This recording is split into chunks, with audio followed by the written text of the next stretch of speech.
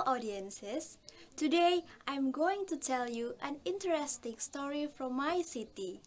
But first, let me introduce myself. My name is Anna. I'm the student from Senior High School 1 Pulung. Do you know where is Pulung located? Well, Pulung is one of district in Ponorogo Regency. Have you ever heard that Ponorogo has a very amusing traditional dance? If you want to know, listen to my story. The Legend of Reog Ponorogo. Long time ago, there was a wise king who ruled a kingdom in Kediri. He had a beautiful daughter called Dewi Songgolangit. When the princess grew up, her well-known beauty attracted princes and kings from neighboring kingdom who asked for her hand to be their wife. Unfortunately, Dewi Songgolangit seemed not keen enough to settle down. Her act of refusing marriage confusing her parents.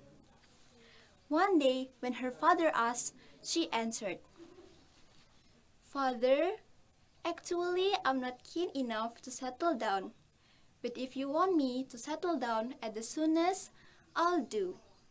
However, there are some conditions that have to be fulfilled by my spouse." After that, Dewi Songgolangit stayed in her room for 5 days and 5 nights, asking for God's guidance.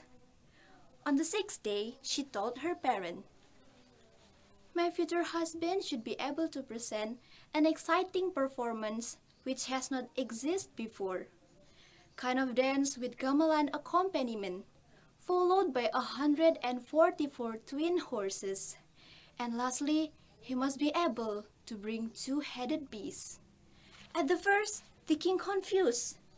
Then he announced his daughter's proposal requirement, although it looked like hard to be complete.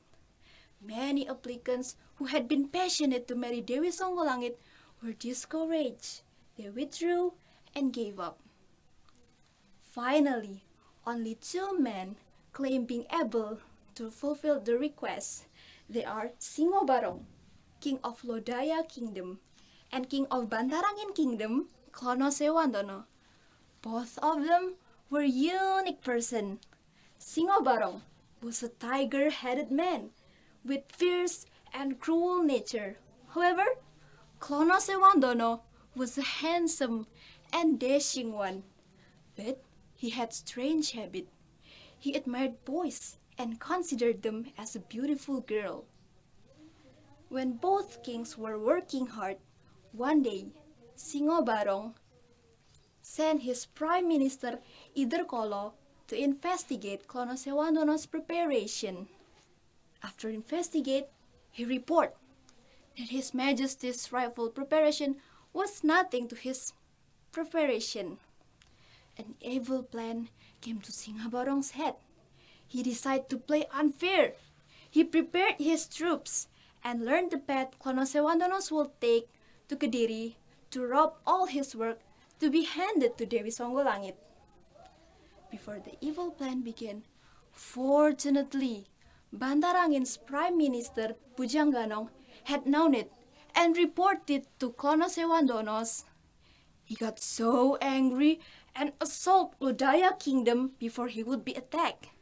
With his magical power, he directed his hand into Singobarong's head and stuck it into a head of peacock that perched on his shoulder and turned them into a strange animal, 2-headed beasts, peacock and tiger.